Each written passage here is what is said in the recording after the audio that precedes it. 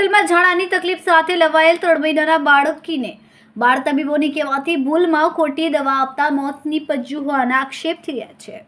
પીડિત માતાએ ડોક્ટરો પર લગાવેલા ગંભીર આક્ષેપ બાદ લેખિતમાં અરજી કરતા સિવિલ સુપ્રિન્ટેન્ડન્ટ કમિટી બનાવી તપાસ કરાવવાનો વિશ્વાસ આપ્યો હતો। પીડિત પરિવારે જણાવ્યું કે સવારે 11 વાગે અમારી માસૂમ દીકરીને શ્વાસ લેવાનું બંધ કરી દીધા બાદ ડોક્ટરોએ વેન્ટિલેટર પર મૂકીને 14 કલાક બાદ મધરાતે મૃત જાહેર કરી હતી। એટલું જ નહીં પણ મૃતદેહ લઈ જવાની ઉતાવળ કરી પેપર પર સહી કરાવવા દબાણ કર્યું હતું। પૂજાપ્રકાશ નારાયણ મિશ્રાએ જણાવ્યું કે સિવિલ હોસ્પિટલના બાળકોના વોર્ડ PICUમાં 3 માસની બાળકીનું ડોક્ટરોની બેદરકારી અને ખોટી દવા આપવાથી મોત થયું છે।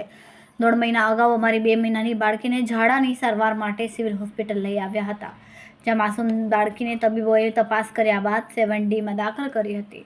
7 દિવસની સારવાર બાદ દવા આપી રજા પણ આપી દીધી હતી।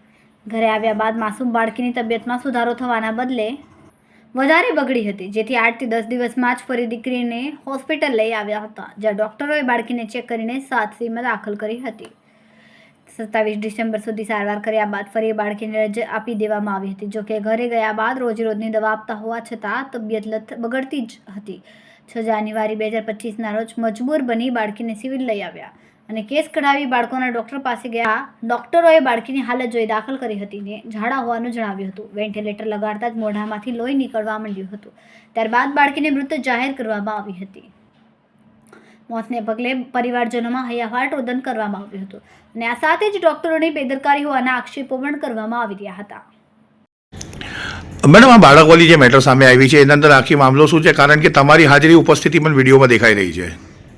નમસ્તે। હા, તમે કહો છો એ બાળકના સંદર્ભમાં મને ખબર છે ત્યાં સુધી એક માતા કિડની હોસ્પિટલની બહાર પરમ દિવસે રડી રહી હતી અને આજુબાજુ લોકો એને જોઈ રહ્યા હતા અને અમુક લોકો એનું રેકોર્ડિંગ પણ કરી રહ્યા હતા। જે મેં ત્યાં જઈને તપાસ કરતાં પેલા બેન સાથે વાત કરતાં ખબર પડી કે એનું 3 મહિનાનું બાળક એક્સપાયર્ડ થઈ ગયું છે અને એ ડૉક્ટર પર આરોપ કરી રહી હતી। મને લાગે છે ત્યાં સુધી એણે બાળક ગુમાવવાથી પોતાનું માનસિક સંતુલન ગુમાવી દીધું હતું અને મેં કોશિશ કરી કે એનું કોઈ યોગ્ય રિલેટિવ આજુબાજુ હોય તો હું એને સાયકાટ્રી વિભાગ પાસે લઈ જઈ શકું, પરંતુ કોઈ રિલેટિવ ન મળ્યું અને બેન સીધા હોસ્પિટલની અંદર ચાલ્યા ગયા હોવાથી હું ફરી મારી ઓફિસમાં આવી ગઈ હતી। એક અરજી કરવામાં આવી છે માતા દ્વારા, તેને લઈને તમે એક તપાસ સમિતિ રચના કરી છે। તપાસ સમિતિમાં કોણ કોણ છે અને શું તપાસના આદેશ છે?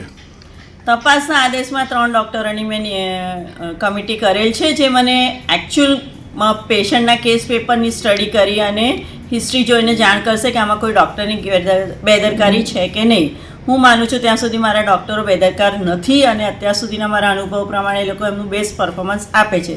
એ છતાં કમિટીનો નિર્ણય આવશે ત્યારે હું તમને જાણ કરીશ।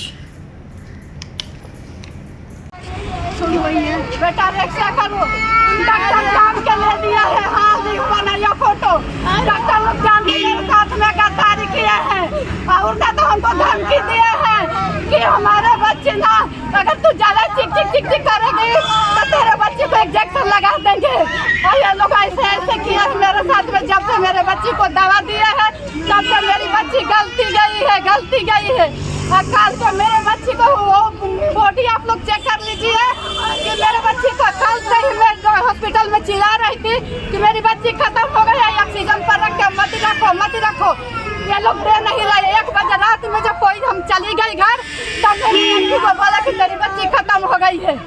तुरंत ये लोग वो कार्ड बना दिए और बर्फ में रखवा दिए। तुरंत जो डेथ बॉडी होते तुरंत